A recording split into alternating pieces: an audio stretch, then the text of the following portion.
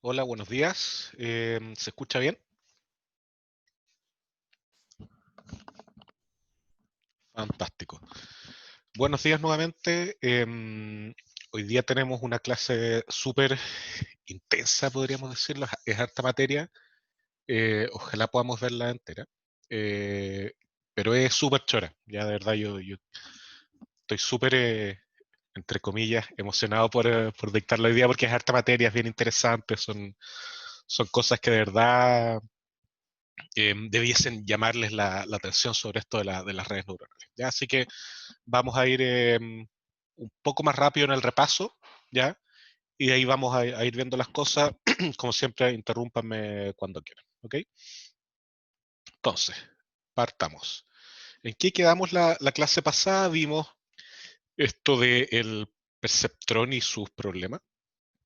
Ya en particular no podía solucionar este tipo de problemas. Ya esto que tenemos acá, un SOR, ya no podía solucionarlo porque, dado que entregaba el perceptor una superficie de clasificación lineal, no tenía cómo trazar una línea que tuviera un 100% de rendimiento acá. ¿Ok? Entonces, ¿qué fue lo que hicimos? ¿Cuál fue la alternativa que encontramos?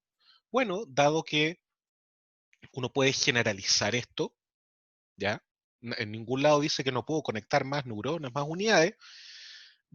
En vez de tener solo input conectado con un perceptrón, conectemos cada input a una neurona, ¿ya? Nueva. Por ejemplo, acá y acá, ¿ya? Rojo input, azul una neurona nueva, que esa neurona aprenda algo y es que después se la entregue a otra neurona. Lo mismo corre para esta neurona azul de abajo. ¿Ok? Entonces vimos que con eso podíamos solucionar este problema del SOR, con esos pesos que están ahí. Em, pero había algo interesante que no tuvimos tiempo, yo no me di el tiempo de que lo discutiéramos, y es, ¿por qué está pasando esto? Ya uno puede llegar y decir, ah, ya, porque mira, ahora es más potente, porque tiene más capas y más neuronas y bla, bla, bla. Ya, sí, ok, totalmente de acuerdo, pero ¿por qué? ¿Ya? Y una manera interesante de verlo, ¿ya? Porque uno puede verlo de una manera súper formal matemática, que vamos a tocarla un poco más adelante, ¿ya? Eh, pero de una manera más intuitiva es la siguiente. Recordemos que antes, si queríamos resolver el SOR, estábamos agarrando este tipo de acá y lo conectábamos directamente acá. Y este tipo de acá lo conectábamos directamente acá. ¿Cierto? X1 y X2 se ponderaban de alguna manera con algún peso, se aplica alguna función de activación y se entrega el resultado. ¿Ok? Fíjense que este tipo sigue haciendo la misma pega de clasificar, ¿ya? O decidir, pero ahora en vez de que le entra el input en rojo, entra esto en azul, ¿ya? Y ahora sí puede hacer la pega acá. Entonces, ¿quién me puede decir qué está haciendo esta neurona azul y esta neurona azul? Ya no digo que me digan exactamente, oye, mira, está aprendiendo tal función, etcétera, pero ¿qué pega están haciendo? ¿Ok? José Manuel indica transformando los inputs, ok, pero ¿a dónde lo están transformando? ¿A qué? ¿Ya? Los relaciona, indica Matías, bien, pero ¿cuál es la pega práctica que está haciendo? ¿Ya? Ya son honor a perceptrón interno. No sé si te entiendo mucho qué es un perceptrón interno. Creo que sé para dónde va, así que voy a dejarme por mientras tu comentario y para después ocuparlo. Bajando las dimensiones, no, en realidad, porque tú pasas de dos dimensiones, X1, X2, a neurona 1, neurona 2. Sigues con dos dimensiones, como había preguntado Juan. José Manuel, a algo que sí sea linealmente separable. Exactamente. ¿Ya? Y yo creo que Diego con su perceptor interno está apuntando a algo similar. ¿Ya? Está aprendiendo un par de features tal que sean linealmente separables. ¿Ya? ¿Y por qué sabemos eso? Porque después puedes separarlo bien con un solo perceptrón. Y el perceptrón, uno solo, sabemos que solo puede resolver problemas linealmente separables. ¿Ya? Por lo tanto, una red neuronal profunda como esta, y va a correr para cualquier red neuronal profunda, lo que está haciendo desde una vista súper práctica y operativa es aprender features o aprender representaciones tal que éstas puedan ser lo mejor clasificadas posible, ¿ya? Y en este caso, dado que nuestro clasificador es lineal, ¿ya? Lo que estamos buscando es que se entregue un espacio de features linealmente separable, ¿ya? Entonces, ¿qué aprende este tipo y este tipo acá? No tenemos idea, ¿ya? Pero el espacio de features neurona 1, neurona 2 es linealmente, chuta, estoy clarito, linealmente separable, ¿ya? Eso es súper interesante. Una cosa que no tuvimos tiempo de discutir la clase pasada, que lo vimos más rápido y solo dijimos, oh, es más potente. ¿Ya? Sí, es más potente, pero N1 y N2 están aprendiendo nuevas features y además esas nuevas features son linealmente separables. ¿Ya? Acá viene el comentario más interesante que ojalá alcancemos a seguir profundizando hoy, bien al final de la clase, o sin duda la próxima clase. Em, ¿Quién le enseñó a N1 y N2? Voy a ponerle acá, esta va a ser N1 y esta va a ser N2. ¿Quién le enseñó a N1 y a N2 a aprender esas features? ¿Ya? Porque recordemos que en un esquema tradicional, el vector X de input viene con las features, ¿ya? Acá, y dijimos al principio de esta unidad de redes neuronales que en realidad los clasificadores o herramientas o módulos o técnicas, algoritmos, whatever, como queramos llamarle, en realidad lo que estaban haciendo era aprender a separar estas features, no algo de los datos, ¿ya? Pero resulta que acá, esta capa azul, estas neuronas intermedias, capas ocultas, sí están aprendiendo algo, ¿ya? Eh, Sabemos que el verde, el perceptrón de salida, está aprendiendo a separar. Separar en qué espacio N1 y N2, ¿ya? Pero las neuronas azules aprendieron features. ¿Quién le dijo cuáles eran las features? O dicho de otra manera, ¿quién fue el experto? ¿Alguien se anima a decirlo? Hay varias respuestas que soy yo haciendo las slides, sí, ok, pero hay más gente que hace slides similares y no son yo, no soy yo, entonces no hay problema. Descenso gradient y backpropagation, ok, eso no deja de ser verdad, no deja de haber razones en eso, pero me gustaría profundizarlo, destilarlo un poquitito más. La función de activación, indica Sara, eh, en parte, ya, dicho de otra manera, si no tuviéramos una función de activación, en particular una función no lineal, este tipo de red no podría funcionar bien. ¿Ya? No es que estemos aprendiendo la función de activación, sino que en parte, gracias a que tenemos función de activación no lineal, es que las redes pueden aprender esto. Si no serían, uno puede hacer la matemática, si no serían puros productos matriciales y productos de matrices sabemos que finalmente se puede transformar en un único producto de matriz, ¿ya? Con cuidado de hacer calzar las dimensiones. Y un producto matriz es un operador lineal, por lo tanto no nos serviría. Em, ¿Quién le está enseñando a estas neuronas azules? Bueno, los datos. ¿Ya? Y eso está relacionado con lo que decía Víctor de gradient descent y backprop. Son los datos, ¿ya? La señal de los datos, ¿ya? En cuanto al error, le está permitiendo a las neuronas azules ajustarse, ¿ya? ¿Cómo es eso? Bueno, es parte de lo que vimos de backprop la clase pasada, que lo vamos a repasar brevemente ahora y después lo vamos a ver con código, ¿ya? Entonces, para ir en orden, esta diapo no la puse en la clase pasada y creo que es importante ponerla. Actualicé las slides de la clase pasada para que la incluyeran. Em, lo que hicimos recién fue crear un MLP o Multilayer Perceptron, ¿ya? Que no es otra cosa que un perceptrón multicapa. Ya hay un perceptrón multicapa, es tal como lo dice el nombre, la cachada de perceptrones, uno conectado con otro hacia adelante, con un perceptrón al final. ¿Ok? No es más que eso. Entonces, Un perceptrón multicapa combina múltiples perceptrones en múltiples capas, es conocido también como Deep Feed Forward Network, ¿ya? Y DFF.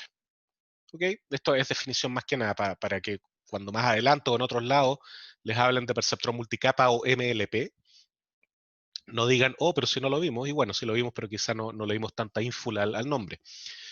Permite resolver problemas más complejos que los que puede resolver un perceptrón, ¿ya? Eso lo vimos recién con un ejemplo súper directo. Y vamos a ver que bajo ciertas condiciones muy sencillas, un LMP puede aproximar cualquier función, ¿ya? Cualquiera, la que sea. Y es bien, bien interesante eso, lo vamos a discutir más adelante. Ahora, ¿qué tiene que ver esto con lo que veníamos diciendo anteriormente? Que para poder entrenar un perceptrón multicapa, ¿ya? Necesitábamos backpropagation. Ya que era backpropagation una técnica o mecanismo para calcular la derivada de una red neuronal, de un MLP en particular en este caso, y era eso. Ya ahora, qué interesante, difícil, fácil, ok, pero es una técnica que permite calcular la derivada. ¿Ya? Y puedo hacerlo para una profundidad arbitraria de red, ¿ya? Y después ocupo el descenso de gradiente para ir adecuando los pesos en base a esta derivada. ¿Ok? Eso fue casi lo que vimos. Continuamos con un ejemplo, que en realidad no íbamos a aprender backprop ocupando las derivadas típicas, que eran una lata, un cacho, nadie entendía, todos asentían, decían, oh sí, por supuesto. A mí me pasó exactamente lo mismo. Pero después uno le hace el quite, siento que es fundamental entender lo que está pasando con backprop. Entonces, yo prefiero verlo como un grafo, como utilizar un grafo de cómputo para calcular las derivadas. ¿Y qué significa eso? Bueno, un grafo de cómputo es, tal cual como dice el nombre, un grafo donde se hacen cálculos, ¿ya? Una función en particular cada nodo, y acá tenemos un ejemplo que estamos calculando el error medio entre una estimación y gorro, ¿ya? Que tenemos acá, y un valor real i que tenemos acá.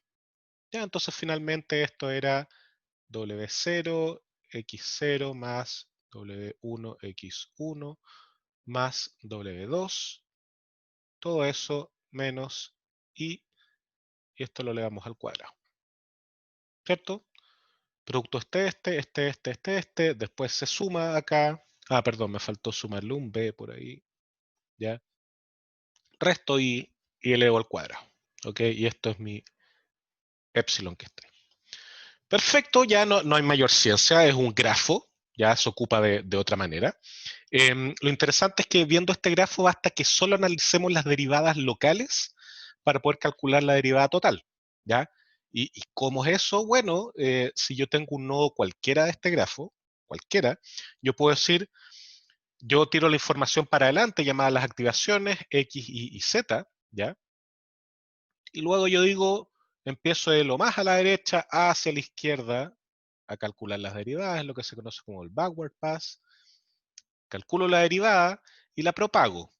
E internamente yo sé que para que esta información se propague, dada la regla de la cadena, tengo que multiplicar por las derivadas parciales. Entonces la derivada o el flujo de información que va a salir por acá arriba, va a ser igual a la derivada de que venía antes, que es la derivada, recordemos acá, que esto se me olvidó mencionar, que siempre lo que queremos calcular es la derivada de la pérdida o del costo o de la función objetivo, lo que sea, con respecto a algún parámetro, ¿ya? Algún W signo de interrogación, alguno, ¿ya? Dado que la función de pérdida está bien al final de la red, nosotros tenemos que ir propagando esta información hacia atrás. ¿Ok? ¿Cómo la propagamos de esta manera y cómo sale la información? Bueno, regla la cadena, hacemos todo el corcho de productos de derivada, ¿ya? Que tendría que hacer siempre con el caso tradicional de calculando mal las derivadas, pero dado que acá tenemos esa información comprimida, ¿ya? Basta que multiplique el valor de la entrada, que en este caso era de L a de Z, por la derivada parcial interna para ese camino, de Z de X en este caso, de Z de Y en el caso abajo, ¿ya? Esto quizá no era L, no era la función de pérdida, era de una G que estaba intermedio a de Z, ¿ya? Perfecto, corre la misma cosa, ¿ya? Luego vimos un ejemplo un poquitito más sofisticado, muy breve, muy levemente más sofisticado, em, donde calculamos esencialmente una función logística, ¿ya? Vimos cada uno de los coeficientes para cada uno de los nodos, de su flujo de información. Abajo, si pueden ver, tenemos las funciones que participan y sus derivadas, ¿ya? E hicimos el cálculo hacia atrás, ¿ya? En rojo están los valores de las derivadas y vimos que efectivamente esto funcionaba y que era bastante directo. Ya uno tenía que acostumbrarse a no meter f de x en la fórmula de la derivada, sino x, era el típico error que uno cometía, pero fuera de eso era bastante directo. ¿Ya? Víctor pregunta, una pregunta media random, ¿sería deseable no actualizar toda la red hacia abajo, sino ser más selectivo como a ti te quiero actualizar? Sí, de todas maneras, un súper buen comentario. Em, todo depende de qué variables tú quieres obtener. ¿Ya? En este caso, el que tenemos justo acá en la slide, tú de verdad lo que quieres aprender es W0, W1 y W2, por lo tanto no te queda otra que ir para atrás, ya hasta el final.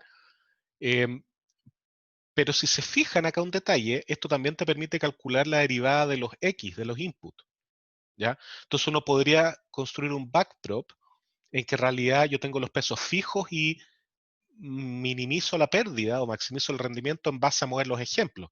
Y así uno puede obtener un ejemplo de máxima respuesta. ¿Ya? Si hago eso quiere decir que si hago un detector de caras, puedo obtener la cara que mayor respuesta da a mi red. ¿Ya? Eso es súper interesante de experimentar. ¿Ya? Y hay trabajos que se dedican a investigar eso. ¿Ok? Ya, entonces ahí habíamos llegado, ya nos tomamos más tiempo el que quería, pero ok, creo que todavía estamos bien. Entonces, por ejemplo, no sé si se dan cuenta que esta parte de acá de abajo del grafo cómputo que vimos en la clase pasada es la función sigmoidal, ¿ya? Multiplicamos por menos 1, elevamos, exponenciamos, em, sumamos 1, o sea, exponenciamos por el negativo, sumamos 1 y después hacemos 1 partido por, ¿ya? ¿Se acuerdan cuál es la derivada de la exponencial? Espero que sí, ya por la tarea, pero si no se acuerdan, es esto acá, 1 menos sigma, sigma, ¿ya? Por lo tanto, ¿qué es lo que debiese salir en la derivada? Y toda esta caja acá es la sigmoide. Entonces, ¿qué es lo que debiese salir acá? ¿Ya? ¿Qué es este 0.2 en realidad? ¿Qué es lo que debiese ser? Debiese ser 1 menos, ¿cuánto? ¿Cuánto vale sigma de x en este caso, en esta slide?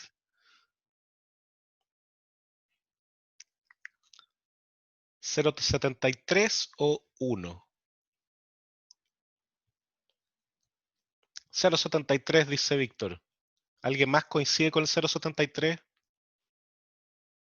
¿O alguien coincide con 1 o con otro valor?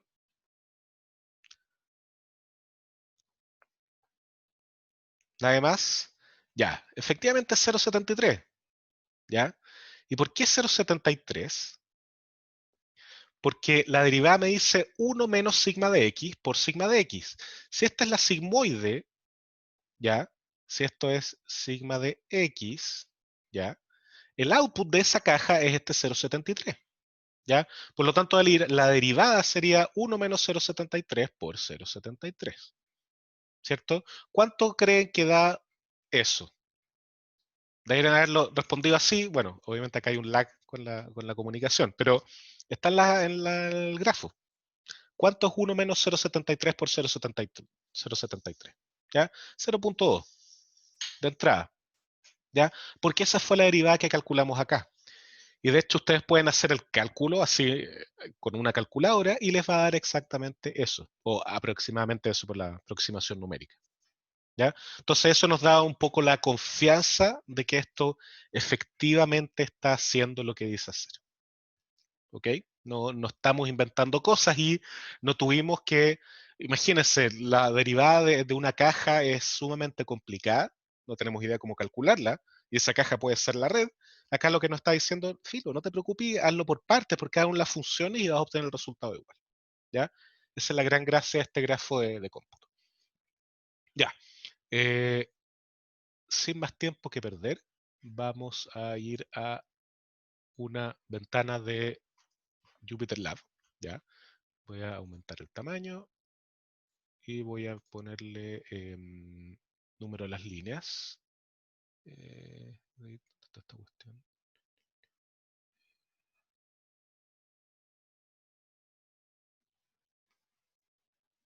Acá está, show line numbers, no lo había visto. Ya. Entonces, ¿qué tenemos acá? Este fue el mismo código que les dejé disponible en el sitio, ¿ya? Obviamente no hubiese sido ideal, pero es poco realista pensar que iban a poder jugar con el código, pero ya está arriba para los que pudieron hacerlo. Tengo 5 versiones de este código, ¿ya? Todas incrementales, voy a subir todas. No vamos a revisar todas ahora, ¿ya? En esta clase vamos a revisar uno, con suerte dos, ¿ya? Pero van todas más o menos de lo mismo. Entonces, ¿qué es lo que hice acá, así como descripción a grandes rasgos? Implementé un perceptrón, o ni siquiera un perceptrón, algún tipo de función ocupando un grafo de cómputo, desde cero. ¿Ya? De lo único que me aproveché es que existe NumPy, ya para el manejo de vectores, etcétera. Entonces, todo esto que vimos anteriormente, que uno puede decir, oh, mira, qué sofisticado, etcétera, se puede implementar en, no sé, a ver cuánto tengo acá, y tengo como 30, 40, 60, 70, 80, menos de 100 líneas de código. 85, 90 líneas de código. ¿Ya? Y es porque exageré y me puse súper ordenado. Uno puede hacerlo en mucho menor cantidad. ¿Ya? Eh, ¿Cómo va esto? ¿Ya? Entonces, importamos NumPy. Porfa, esto es súper importante que si no van entendiendo me interrumpan. ¿Okay? Entonces, ¿qué es lo que hago acá? Yo digo, mira, voy a crear una clase var que podría llamarse edge o arista o información, flujo, como lo que yo quiera, que es esencialmente una estructura que tiene dos valores. El valor actual de la función cuando yo hago una pasada para adelante en mi red, ¿ya? Y el valor de la derivada para esa función cuando yo hago la pasada para atrás de la red.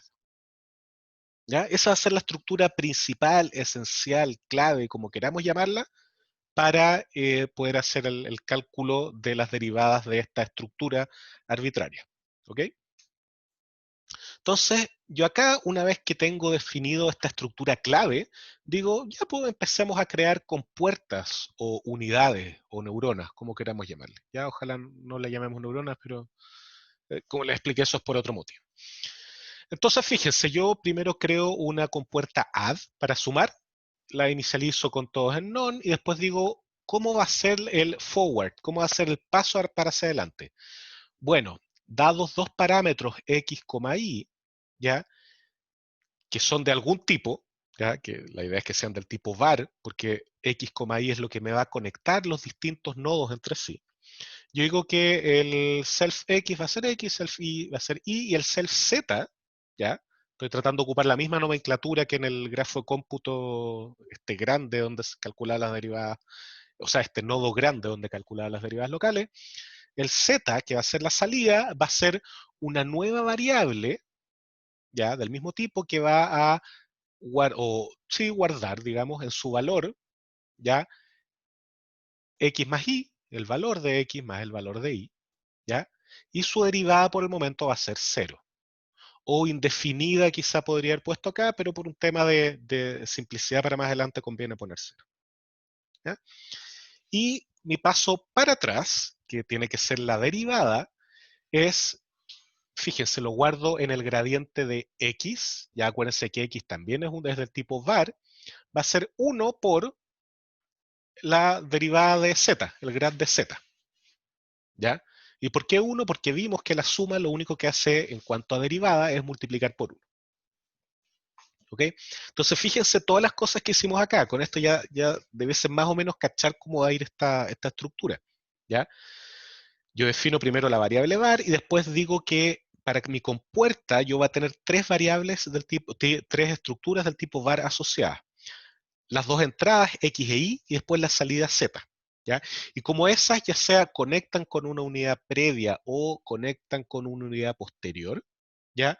Es importante que sean del tipo var para que transmitan la información. ¿Ya? Pablo pregunta por qué se suma el grad de Z en vez de setearlo. Eh, Súper buena pregunta. Si es que me acordaba, iba a comentarlo más adelante. En este ejemplo en particular no tiene ningún sentido. ¿ya? Pero en otro ejemplo en que esta compuerta esté conectada a más de un nodo a la salida, tú para calcular la derivada tienes que calcularlo con respecto a varios, ¿ya? Por lo tanto, si tú sumas con lo que venía antes, no vas a perder esa información de la derivada, ¿ok?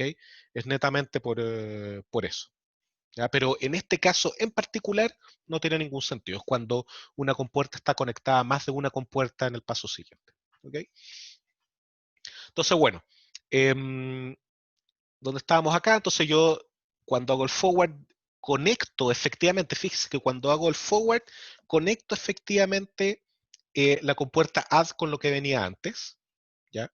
Uno inmediatamente puede pensar en una versión más eficiente en que yo doy la estructura de la red previamente y lo único que hago acá va a ser este cálculo del Z, ¿ya? Sí, se puede hacer, de hecho así funcionan los frameworks reales, de hecho si les parece más interesante aún, PyTorch, TensorFlow, Chainer,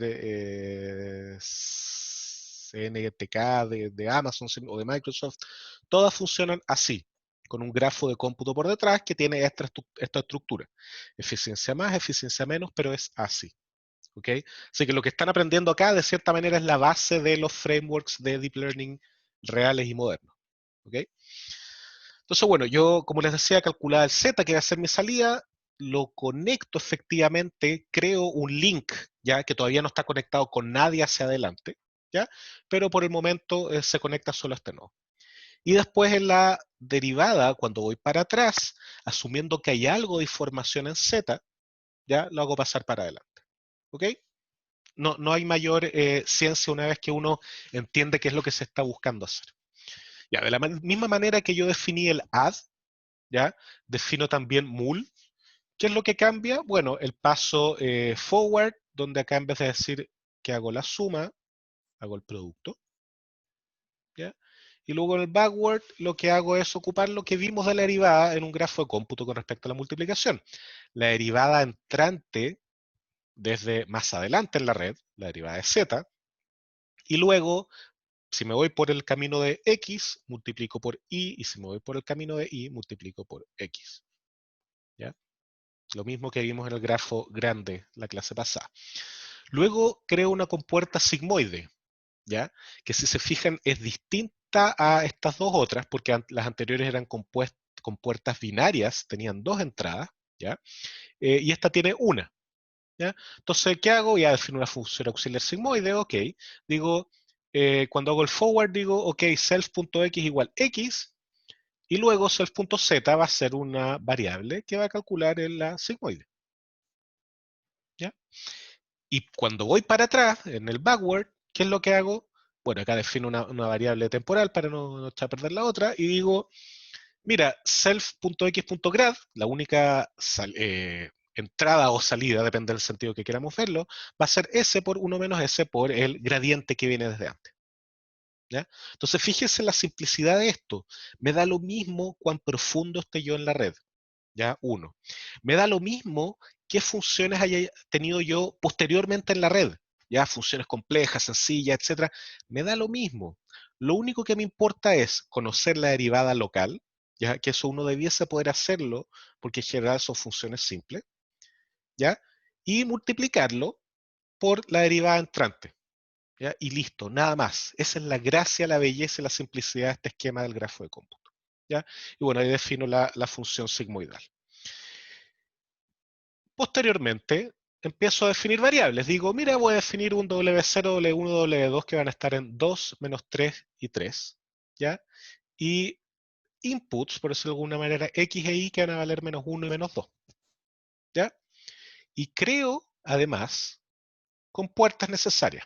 Dos compuertas mul, ¿ya? Dos compuertas add y una compuerta sigmoidal.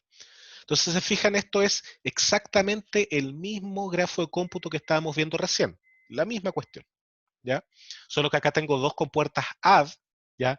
Porque en la slide anterior yo tenía una operación, una compuerta suma que era ternaria, que agarraba tres elementos. ¿Ya? Uno puede hacerlo así, no hay problema. De hecho, en los ejemplos posteriores, que no creo que alcance a ver, generalizo esto a vectores. En vez de valores únicos, ocupo vectores como X, Y y la salida Z.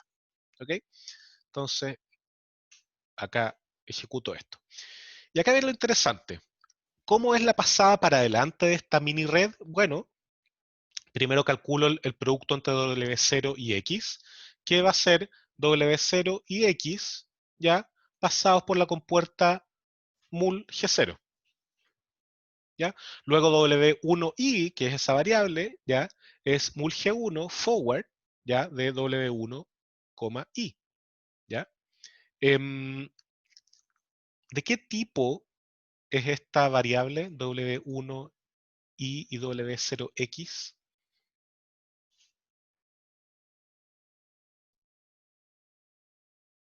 El tipo var, ¿cierto? De hecho, subí un poco el scroll para que pudieran verlo. Es del tipo var, ¿ya? ¿Y qué significa eso? Que mi output, ¿ya? Yo lo voy a poder conectar a lo que viene después, ¿ya? Entonces, sigamos viendo, por eso lo estoy guardando. Acá yo sigo con las combinaciones, es la suma entre W0x, ¿ya? Y W1i, por eso W0x PD plus W1i, ¿ya? Luego a eso que tenía antes, le sumo el W2, entonces es un add 1, la compuerta add 1, forward W0P, W1i, W2, y finalmente hago el return, que es la aplicación de la sigmoide de esto que tenía antes, ¿ya? Y eso digo que es el forward. Y acá hago una prueba y me dice que el forward es .731, ¿ya? Con los valores que tenemos puestos. Y acá viene la magia, ¿ya? Yo digo backward. ¿Y cómo sería el backward? Bueno, al gradiente de la salida de este S, acuérdense que definimos acá que S era el forward de la salida, o sea, de la red completa, lo pongo como 1, tal cual como vimos en las slides. ¿Ya? Lo pongo como 1 porque la derivada de la función con respecto a sí misma, porque la máquina tiene que empezar con un 1 para que no se escala la derivada, como queramos verlo. ¿Ya? Y empiezo a hacer backward progresivamente a cada una de las unidades en que fueron ocupadas, pero en el orden inverso. ¿Ya? O sea, la última que ocupé fue SG0, bueno, SG0 backward. Después, ¿cuál? Add 1, después add 0, mul 1, mul 0. ¿Ya? Entonces, definí eso y después hice un backward. ¿Ya? ¿Y qué es lo que hago acá? Yo digo, ok, voy a definir un step size de 0.01, mi learning rate, ¿ya? Y voy a actualizar cada una de mis variables por un step size por el gradiente correspondiente, ¿ya? ¿Y cómo sé que tengo el gradiente correspondiente? Bueno, porque hice el backpropagation, ¿ya? Hice la propagación de la información con el backward hacia atrás, ¿ya? Entonces, fíjense, el W0 lo voy a actualizar un step size por el grad del W0, ¿ya? Y así sucesivamente. Y luego, ¿ya? Voy a hacer forward de la red con esos valores actualizados, ¿ya? Y acá la pregunta clave es, el valor que me va a salir con este forward va a ser mayor, igual o menor a este 0.73 que yo obtuve antes. ¿Quién me puede decir eso? Menor, mayor o igual.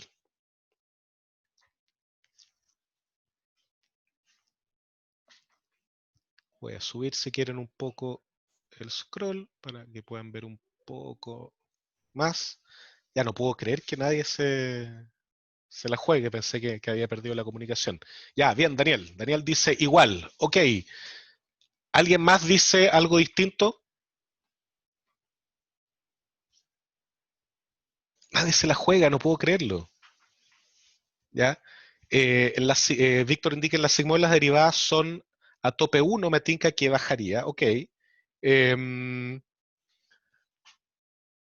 ¿Ya? Nada más.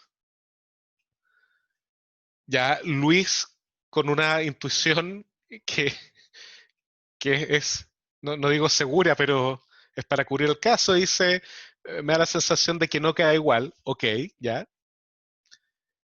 Sara dice igual, perfecto. Diego indica, pero depende del signo si sube o si baja. Perfecto. ¿De qué signo? Me voy a adelantar un poco. Yo creo que te refieres a este signo, ¿ya? ¿Ya? Si estoy diciendo la suma de tal cosa,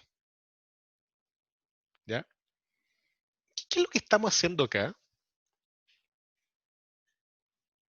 nadie se la juega o nadie reconoce qué es lo que estamos haciendo acá. Ya, asumamos que este código está bien, ¿ya? Les digo, está bien, no porque me crea superior para hacer código, sino porque ya es como quinta vez que lo puedo. Sí, Sara pregunta si puedo agrandar la letra, sí, de todas maneras.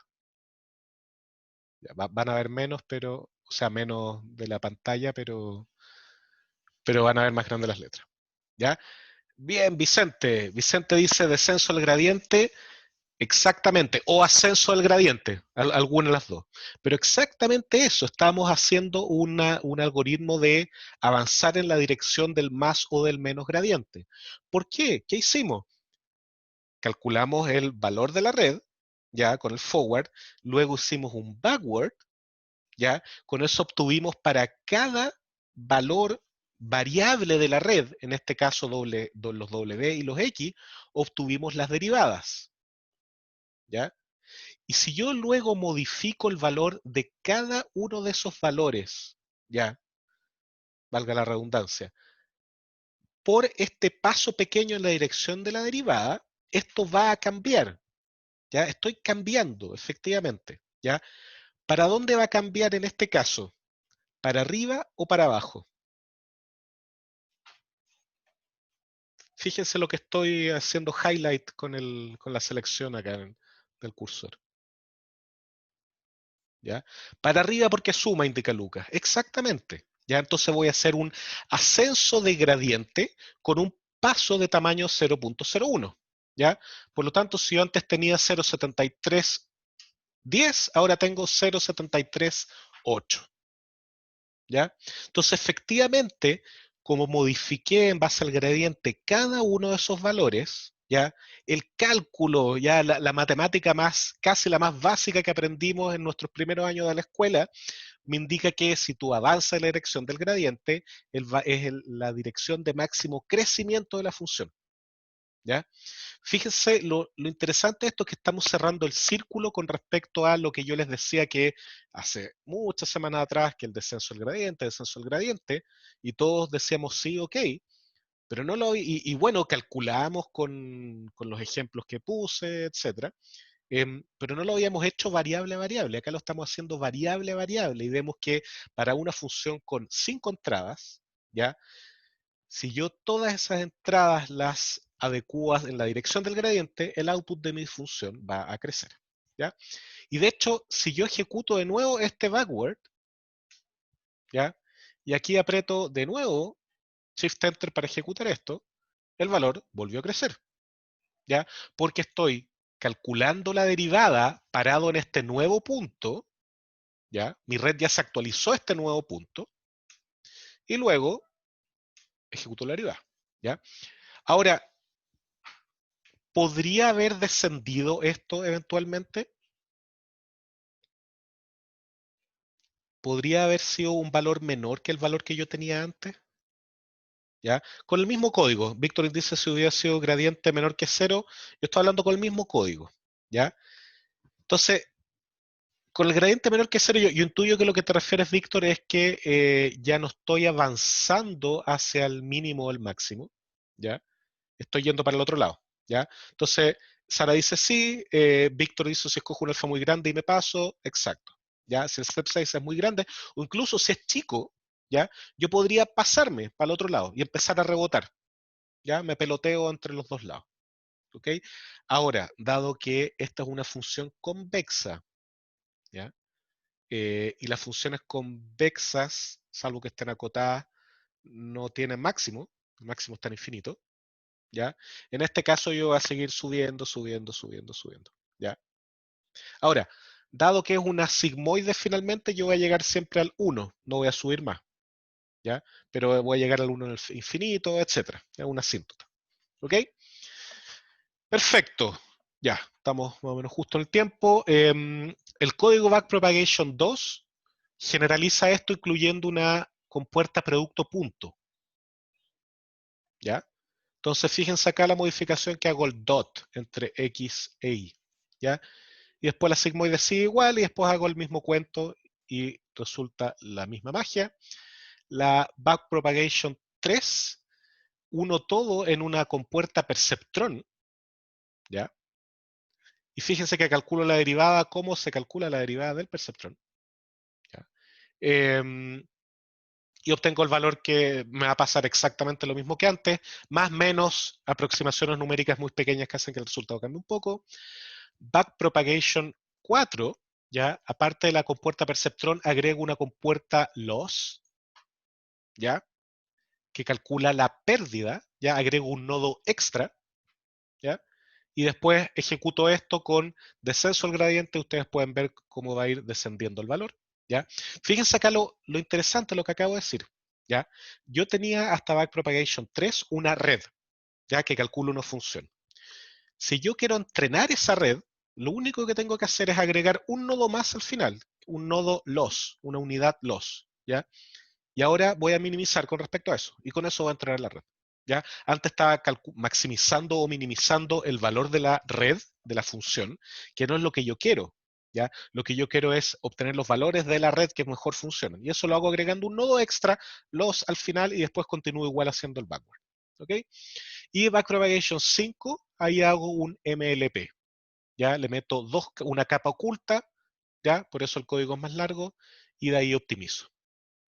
¿Ya? Entonces, para que ustedes, voy a subir hoy día del 2 al 5 que no lo tenía arriba, para que ustedes lo puedan revisar, que va a ser muy importante. ¿Ya? Matías indica, lo que no entendí es el input para el paso de backprop es siempre 1, entonces, ¿para qué uso los datos? ¿No debería ser el backprop que reciba las pérdidas del último nodo? Lo que pasa, ahí te estás confundiendo un poco. El input que estoy metiendo es la derivada. ¿Ya? El output de la red está guardado. Mira. Fíjate que el output de la red está guardado en la salida de la puerta sigmoide, ¿ya? Por lo tanto, cuando yo hago la derivada, fíjate que estoy diciendo self_z.value, ¿ya? Que es la salida, y en base a eso calculo la derivada, ¿ya? Por lo tanto, la derivada que yo calcule para atrás, ok, está multiplicada por 1 porque es la derivada previa, ¿ya? Pero se calcula en base al S, que el S fue calculado en base a los datos, ¿ya? Lo mismo acá, ¿ya? A pesar de estar multiplicado por la derivada entrante, siempre multiplico por el valor. Entonces, efectivamente, yo sí ocupo los datos. Ya, solo la derivada entrante al inicio, que es 1. Ya, perfecto. Entonces, movámonos de nuevo a las slides. Ya, y, ya, perfecto. Habíamos quedado en esto. Entonces, uno después de ver esto dice, oye, pero ¿qué acá? Pues mira, qué bien me puedo ir con esto. Tengo una estructura de grafo ya implementada. Puedo hacer lo que quiera. El cielo es el límite. Entonces, vale la pena preguntarse hasta dónde podemos llegar con un perceptrón multicapa. ¿Ya? Y lo interesante es que, de hecho, hasta donde uno quiera. ¿Ya? Suena como charla motivacional esto. ¿Ya? Pero es verdad, ya existe algo que se llama el teorema de aproximación universal, que se los mencioné en la clase anterior, ¿ya? Que es un teorema bastante interesante sobre qué es lo que pueden hacer los perceptrones, ¿ya? Y los perceptrones multicapa en particular. Y dice, dentro de las muchas cosas y con el lenguaje muchísimo más formal que esto, ¿ya? Que un MLP con una capa oculta puede aproximar cualquier función continua con precisión arbitraria, ¿ya? O sea, yo defino una precisión y yo estoy garantizado de que puedo encontrar un perceptrón multicapa de una capa oculta, ¿ya? Para encontrar esa función siempre que esa función sea continua, ¿ya?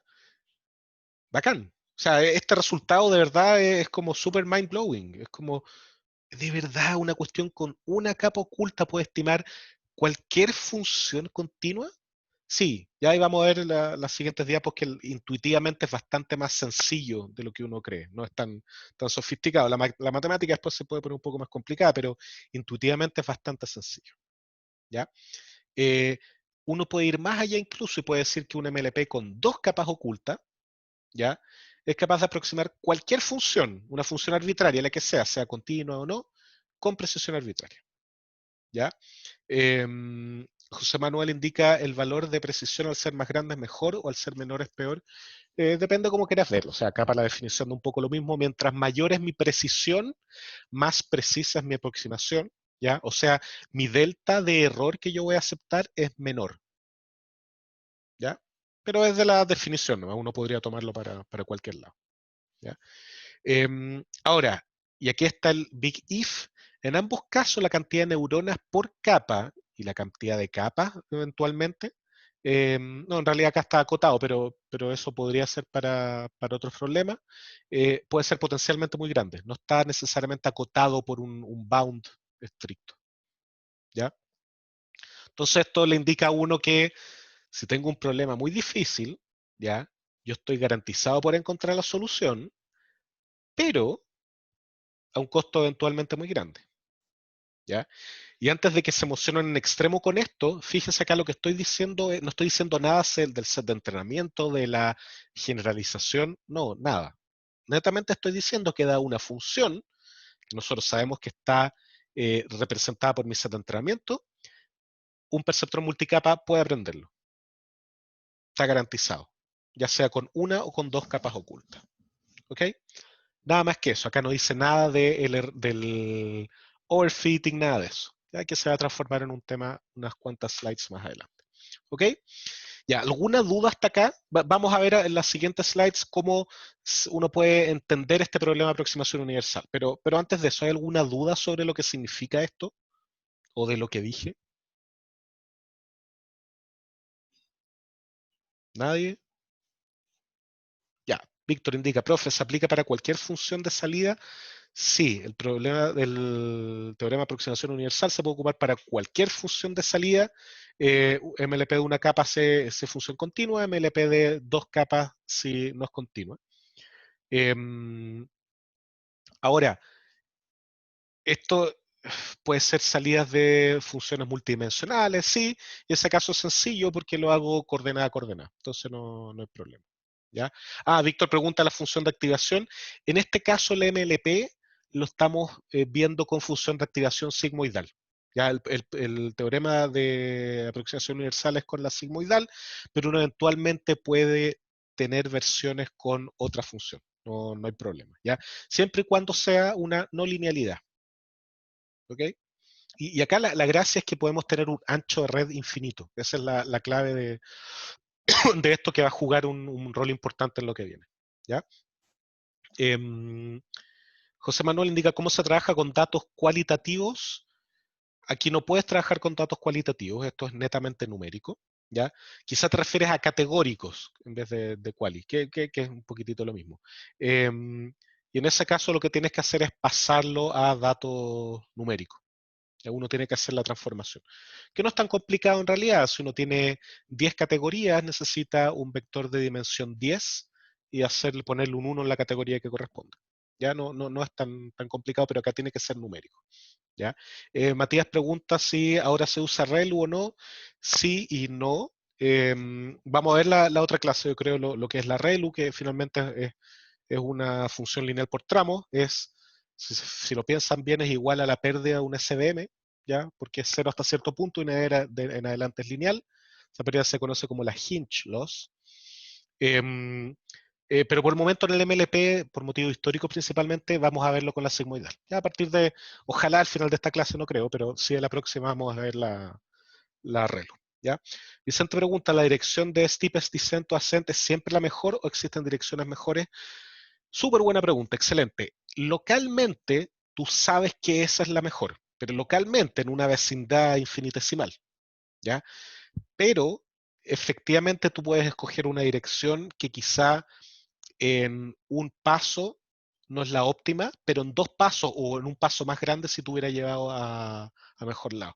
Tal cual como dices tú, las direcciones conjugadas, tal cual. Ya, de hecho, el descenso de gradiente conjugado se ocupa, pero curiosamente tiene mayores problemas con overfitting, justamente por esto, porque ocupas un salto más grande. ¿Ya? Vamos a ver, ojalá al final de esta clase ver cómo uno puede evitar estos mínimos locales con el descenso al gradiente. ¿Ya? Pero el descenso al gradiente es un algoritmo súper local, ya que es barato, esa es la otra gracia. Tiene riesgo de caer en mínimos locales, pero uno eventualmente puede evitarlo. ¿Ya? Entonces, veamos cómo va esto del teorema de aproximación universal. ¿Ya? Entonces, pensemos en una función cualquiera continua, arbitraria, como esta. ¿Ya? Em, ¿Cómo podríamos aproximar una función de este tipo? Imagínense, yo les digo, ya, inventen algún mecanismo para aproximarla. Ya, Taylor indica Víctor, perfecto. Sí, totalmente de acuerdo. Em, algo que no sea analítico, o sea, todo es analítico, o casi todo es analítico finalmente, ¿ya? Pero ¿cómo podría, imagínense, y lo voy a decir de esta manera, imagínense esta una distribución de probabilidades, ¿ya? ¿Cómo puedo yo aproximar esa distribución de probabilidades de manera discreta? ¿Cómo lo hacemos en la práctica? ¿Ya? Interpolar por tramo, como dice Diego, exacto. ¿Ya? De hecho, un histograma no es más que eso. ¿Ya? Entonces, o unir los puntos, perfecto, pero me voy a ir por el lado de interpolar por tramos y ocupar algo parecido a un histograma. Entonces, yo podría decir, ¿ya?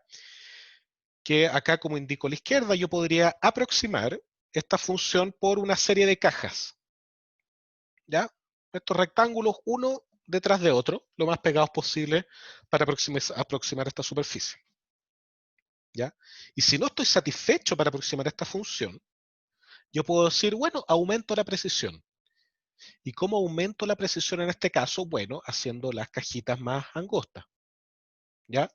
De hecho, en el límite, esta cajita va a tener un largo infinitesimal y me va a aproximar perfectamente la función en base a su altura, ¿ya? Eh, ¿A qué materia de cálculo 2 se parece esto? Que así es como uno las integrales, ¿cierto?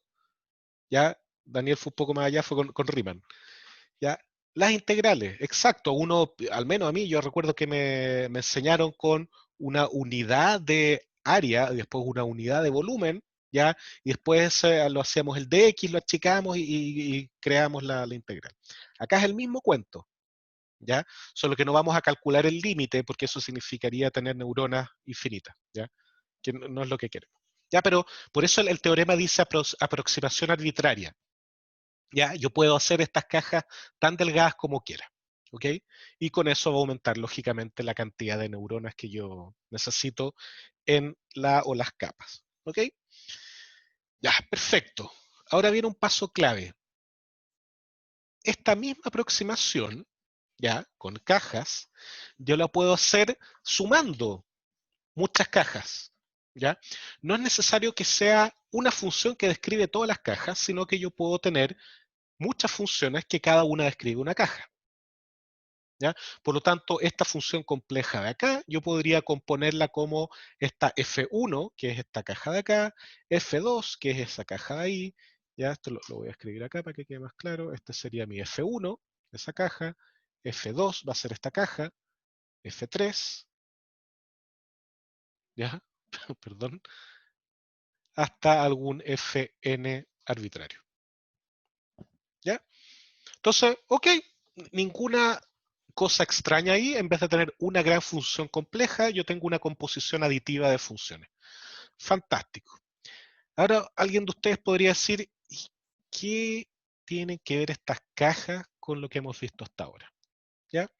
Bueno, nos aprovechamos de la fiel función sigmoidal, ¿ya? Que tiene muchas gracias, porque uno puede ver la sigmoidal como una función escalón, pero continua y diferenciable, lo principal.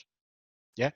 Y de hecho es tan así que fíjense abajo, yo digo, si W, bueno, ok, ¿qué es W? Yo tengo esta I igual 1 partido por 1 más E elevado a menos WX más B. ¿Ya? Le saqué acá la parte vectorial para hacerlo más entendible, ya más claro. ¿Ya? Pero esto lo puede generalizar uno a vectorial sin ningún tipo de pérdida. Entonces, si W es 1, o sea, mi función es E elevado a menos X, ¿ya? B igual 0, no lo puse por siempre de generalidad. Tengo esta función, ¿ya? La sigmoide típica. Pero yo empiezo a aumentar el valor de W y esto se hace cada vez más empinado, ¿ya? Y acá fíjense que en W100 esto chuta, es un escalón, o casi un escalón. Ahí podemos ver un pequeñito espacio donde esto no está perfectamente pegado al eje. ¿Ya? Entonces, oye, mira, efectivamente esto se puede hacer. Ahora, ¿Qué significa aumentar el W? Piensa en aumentar el W que estoy acelerando el X. Estoy haciendo que se mueva por la función exponencial más rápido aún, ¿ya? Por lo tanto, mi subida va a ser mucho más rápida. Por eso, si aumento el W, aumenta la velocidad en que yo me muevo por esta curva, ¿ya? Y termina siendo tan rápido que se termina transformando en un escalón. Perfecto. Entonces, esta diapo, ¿qué nos dice? Nos dice que yo puedo aproximar un escalón, ¿ya? Centrado en cero, con una sigmoide a medida que yo aumento el W. Fantástico. Ahora, yo puedo ir más allá y puedo decir, mira, tú puedes mover este escalón por cualquier lado del eje X con el valor B, con este valor B de ahí, ¿ya? ¿Por qué? Porque finalmente está haciendo una traslación, ¿ya? Estás diciendo, mira, súbete al escalón antes si es que sumas o después si es que resta, ¿ya? Entonces, si yo hago con W100 y B100, esto lo estoy poniendo acá, estoy poniendo el escalón antes, ¿ya? Con 0 queda en el 0 y con B menos 100 lo estoy moviendo después, acá. ¿Ya? Ahí está en 1 y acá está en menos 1. ¿Ya? Entonces, ok, yo con una sigmoide, con parámetros adecuados, puedo mover esto por cualquier lado. ¿Ya? Un escalón por cualquier lado. Fantástico. Y acá viene lo más interesante. ¿A alguien se le ocurre cómo puedo construir una caja con estos escalones? Restando, como indica Matías. Tal cual. Entonces yo digo, mira, si agarro el escalón con W100 y B100, ¿ya? Y se lo resto al escalón con W100 y B menos 100, obtengo esta caja de acá a la derecha, ¿ya?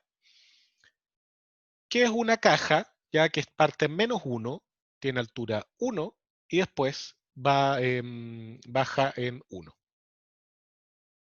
¿ya? Fantástico. Súper, súper interesante. ¿Qué tiene que ver esto con los perceptrones? ¿O con un perceptrón submulticapa? ¿A alguien se le ocurre? ¿Cómo puedo unir esto con las redes neuronales que hemos visto hasta ahora? Ya, estamos listos para aproximar con cajitas. Perfecto. Uniendo varias de estas, ¿ya? ¿Qué va a representar una neurona ahora o una unidad? ¿Qué va a representar? ¿Ya? Pensemos en la capa oculta. Pensemos que yo tengo esto. Tengo acá, estos van a ser mis input. Ya lo voy a poner I acá, input. Esto va a ser mi capa oculta, ya mi hidden layer. Y esto va a ser mi output. O le voy a poner acá. ¿Ya? Entonces aquí están todas las conexiones, bla, bla, bla. No, no las voy a hacer todas, salvo estas de acá. ¿Ya? Esta neurona de acá, esta unidad de acá, ¿qué va a aprender? ¿Va a aprender una caja o un escalón?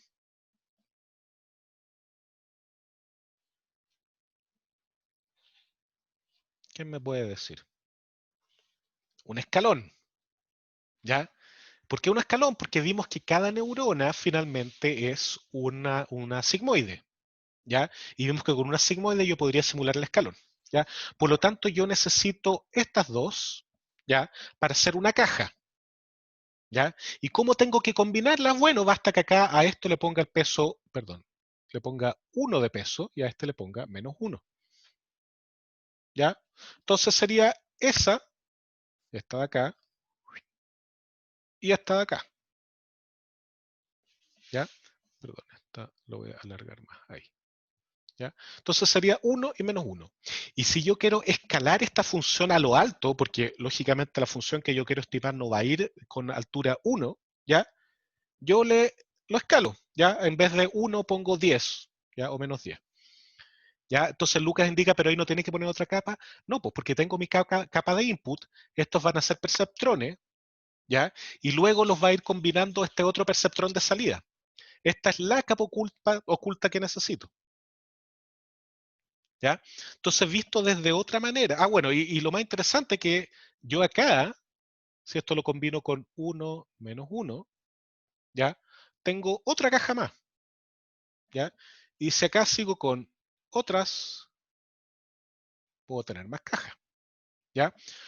Por lo tanto, uno podría decir que Si yo aproximo mi función con 10.000 cajas, necesito como máximo 20.000 neuronas en mi caja, en mi capa oculta. ¿Ya? Y ahí uno tiene al tiro un bound más o menos claro sobre cómo hacerlo. ¿Ok? Entonces, ya hice el diagrama, pero esto queda así más o menos. ¿Ya? Yo tengo mi input X, a la izquierda obtengo un escalón, a la derecha obtengo un escalón y los mezclo en H21 para obtener eso. ¿Ya? Y esto lo puedo repetir con una cantidad arbitraria de neuronas en esta dimensión, hacia allá. ¿Ya? Puedo tener muchas más y cada una va a ir sumando para esto. ¿Ya? Y como yo sé que es una caja, eso significa que cuando X toma un valor distinto a cuando X no pertenece a menos 1,1, esto me va a responder 0 a menos que yo ponga más neuronas acá. ¿Ya? Luis Alberto pregunta, ¿podría explicar de nuevo qué logramos con esta operación? Chuta, a ver, ya, es una pregunta multinivel. Lo que estamos haciendo es mostrar, más que demostrar, por dónde va el teorema de aproximación universal. ¿Ya? Y lo que yo quiero hacer es estimar una función arbitraria. ¿Ya? ¿Qué función? Bueno, la que quiera. ¿Cómo lo voy a hacer? Bueno, vimos que podía hacerlo sumando muchas cajitas. ¿Ya? Por lo tanto, nuestro primer paso era, ¿cómo puedo construir una cajita? ¿Ya? Y vimos que si yo tiro el W hacia un valor alto, puedo generar una cajita, ¿ya? Ya que puedo, con W puedo generar un escalón, perdón, ¿ya? B puedo mover para trasladar esta sigmoide por cualquier lado del eje X, por lo tanto, si yo resto dos sigmoides, ¿ya? Puedo obtener una caja, ¿ya? Y si yo tengo muchas cajas, tal cual como puse acá, yo puedo aproximar cualquier función arbitrariamente, ¿ok? Entonces, a ver, continuando con las dudas, Vicente dice, no entiendo bien cuál es la ventaja de este tipo de aproximaciones sobre aproximaciones más analíticas como regresión lineal.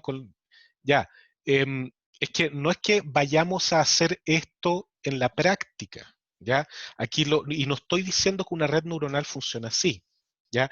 Lo único que estoy diciendo es el teorema de aproximación universal tiene esta intuición, ¿ya? Nada más, las redes no se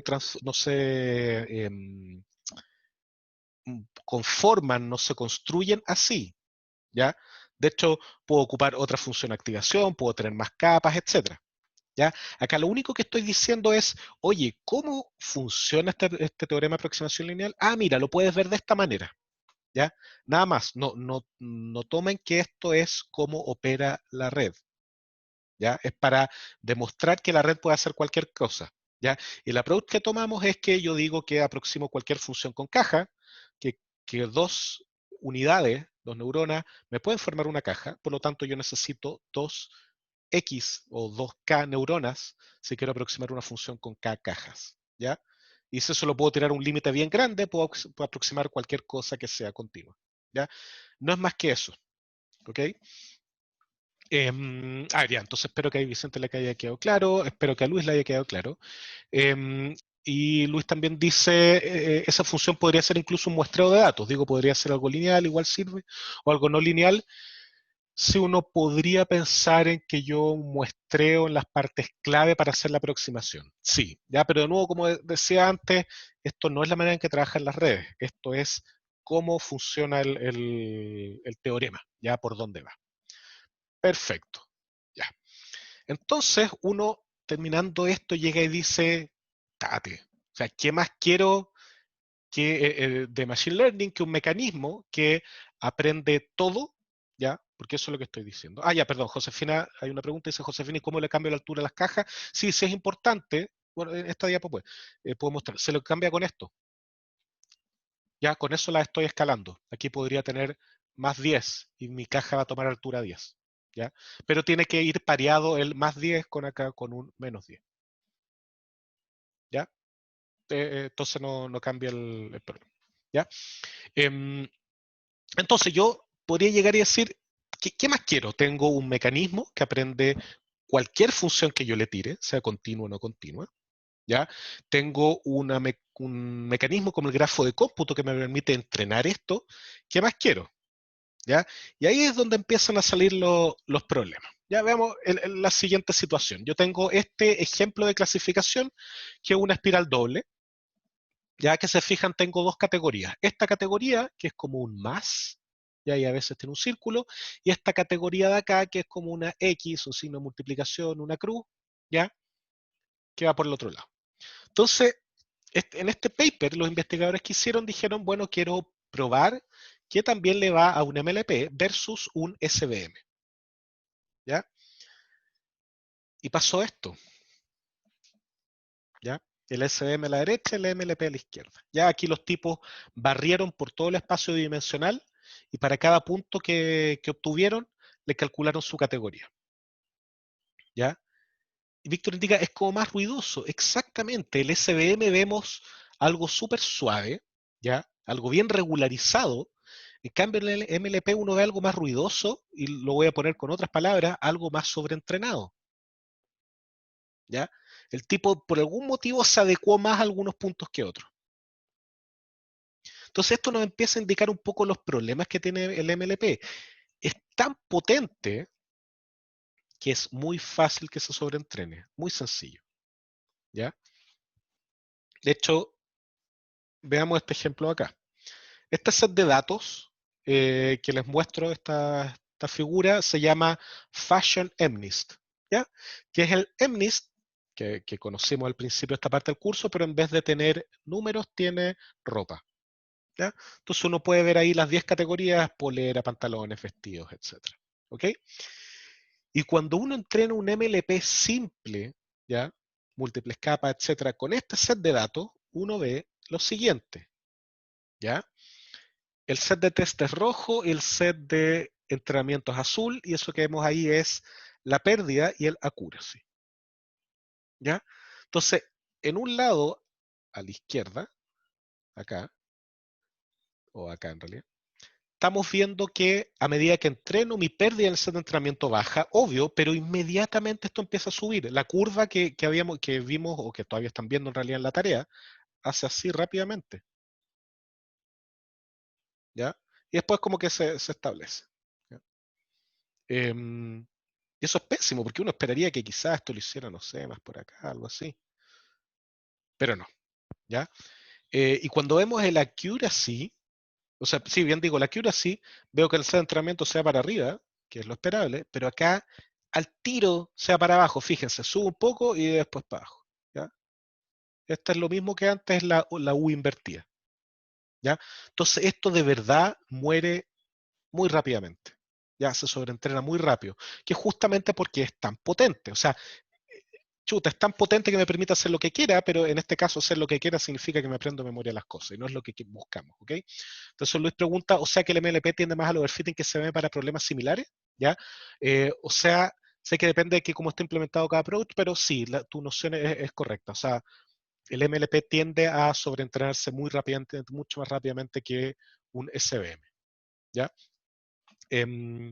¿Y cómo se evita? Bueno, hubo que esperar como 40 años para aprender a cómo se evita, ¿ya? Entonces voy a pasar estas 3, 4 diapos rápido, ¿ya? Em, ¿Cómo podemos tratar de evitarlo? Tratar de evitarlo. Bueno, hay una cosa que se conoce como momentum, ¿ya? Que es entre comillas, animación que están viendo acá. Déjenme explicárselo. ¿Qué es el momentum? El momentum, tal como indica el nombre, es darle como más momentum a la estimación, en el sentido de que, mira, yo voy bajando, ¿ya? Imagínense usted va bajando por una pendiente empinada, en auto, corriendo, rodando, en el peor de los casos, eh, y hay un hoyo pequeñito, ¿ya? Eh, si uno está con el descenso al gradiente y un step pequeñito, uno se va a quedar atrapado en ese hoyo, que para no pegarse es bueno, ¿ya? Pero si yo quiero llegar a lo más abajo, no es bueno, ¿ya? El momentum, ¿qué es lo que hace? Le mete fuerza a la bajada del gradiente, ¿ya? Cosa de que no se quede pegado en los mínimos locales, ¿ok? A ver, Matías pregunta, ¿una época es una pasada por todos los datos? Sí, una época es una pasada por todos los datos. Perdón que no aclaré eso. Lo vamos a ver en Deep Learning a partir de la otra clase, ¿vale? Entonces, ¿qué es lo que hago yo acá con el momentum? Yo digo, mira, voy a definir una dirección de descenso B corta, ¿ya? Y la voy a definir como un gamma por la dirección de descenso que yo tenía antes, más un learning rate por el nuevo gradiente, ¿ya? Y voy a ascender en eso, ¿ya? Por lo tanto, mi dirección de descenso va a tener una parte que es como venía yo y una parte como es la estimación nueva, ¿ya? Eso significa que si yo venía muy rápido, un mínimo local no me va a parar, ¿ya? Y si yo vengo lento, un mínimo local sí me puede parar, ¿ya? Que es lo que uno espera cerca del límite. Por lo tanto, o de un punto crítico bien profundo. Entonces, ¿qué es lo que estamos viendo acá? Fíjense que rojo es el descenso gradiente, ¿ya? Y todos los de distinto color tienen algún tipo de momentum, ¿ya? Fíjense que solo el rojo se queda pegado ahí y todo el resto de una u otra manera sale porque tiene este momentum que le permite seguir moviéndose y no quedarse pegado, ¿ya? Algunos funcionan mejor que otros, ¿ok? Esto no da para este curso ver en qué se diferencia cada uno de los algoritmos, pero efectivamente el momentum sirve para no quedarse pegado, ¿ya? Y en este link que les pongo abajo es súper interesante porque un tipo hace descenso al gradiente sobre un mapa de altura de la Tierra, ¿ya?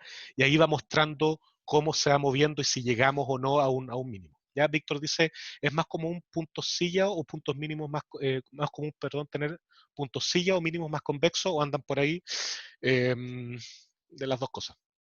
¿Ya? Es medio complicado, se pone bien complicado en las redes más profundas, hay de todo, hay hartos puntos silla y hay hartos mínimos locales.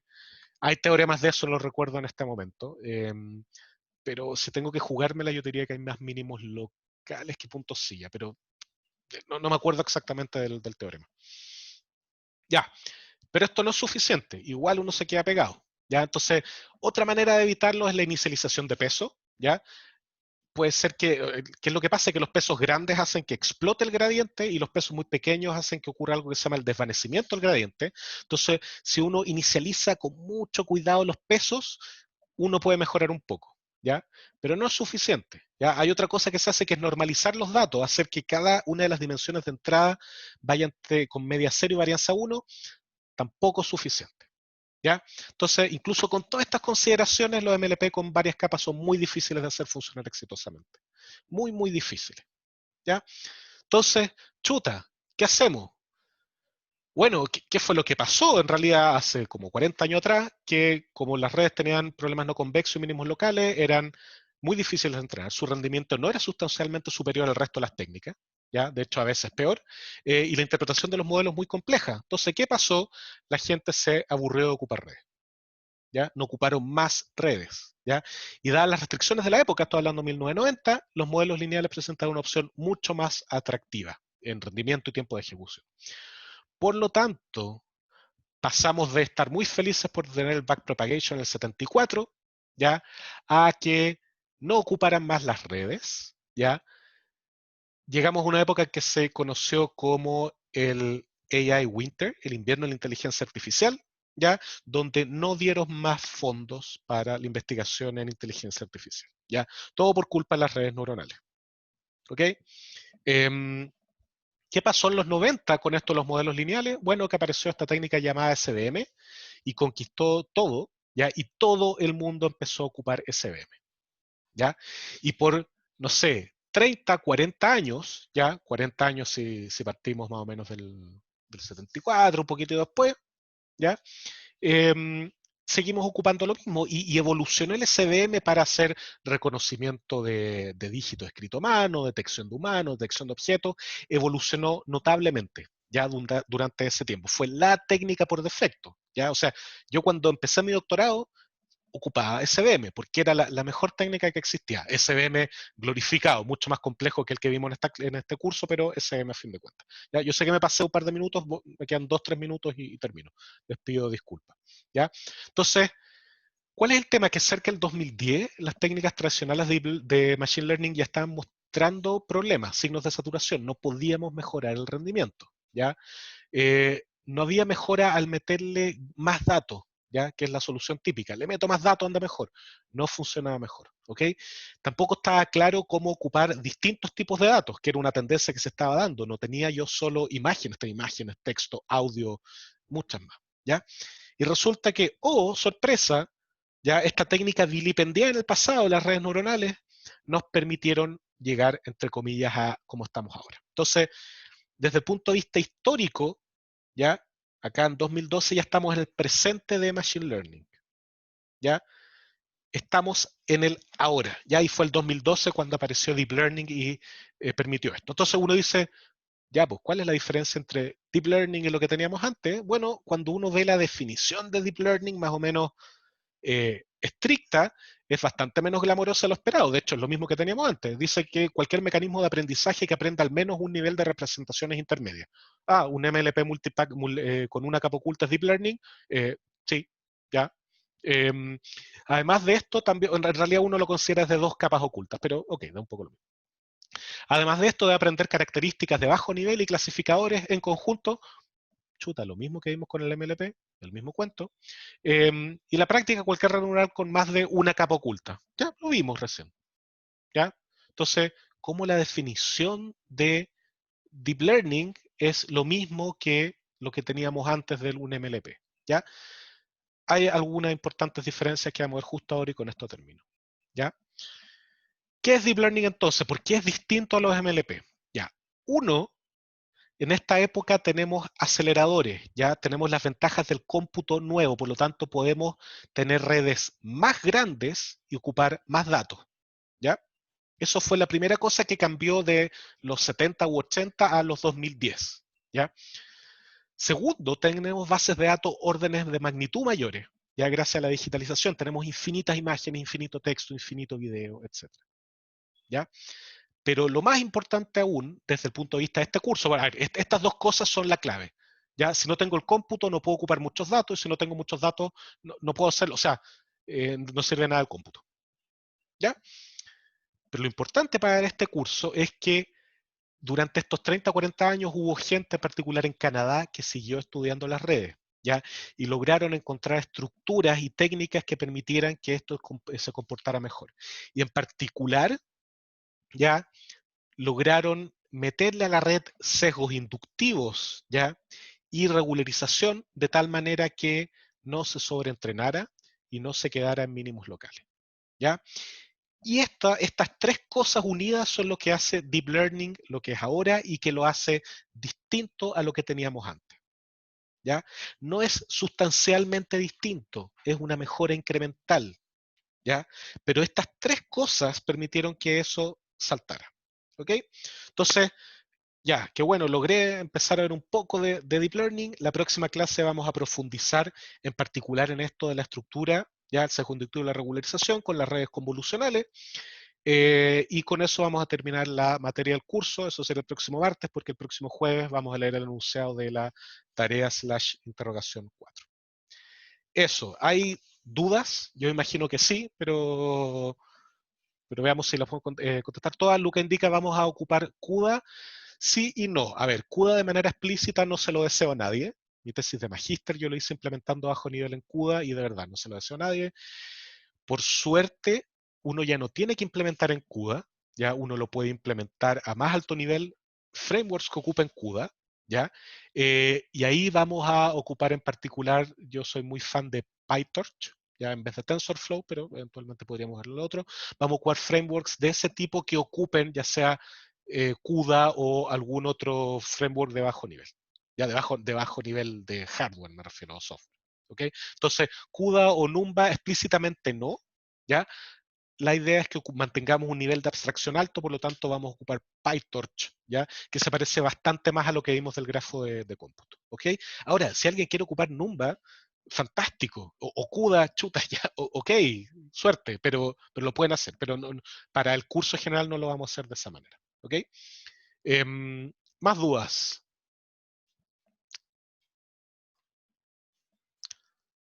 Nada más. Ya, fue harta materia esta clase, yo lo entiendo, les pido perdón, pero tenía que ser así. Creo que también es materia súper motivante intelectualmente. Piensen que vimos este grafo de cómputo implementado y vimos el teorema de aproximación universal, ¿ya? Son dos cosas resultados súper grandes que tiene el área y que los metimos en una clase, ¿ya? Así que hay harto que digerir, por eso lo dejamos hasta acá, bueno, además que ya nos pasamos harto del tiempo. Ya, y si no hay más preguntas, lo vamos a dejar hasta acá. nos vemos el próximo martes. Que descansen, aprovechen el fin de semana de descansar dentro de lo que se pueda. Suerte con lo que les queda de la tarea. Preguntas por el, yo he tratado de responder lo más rápidamente dentro de lo que puedo el foro. Y eso, mucha suerte, nos vemos, cuídense y chao.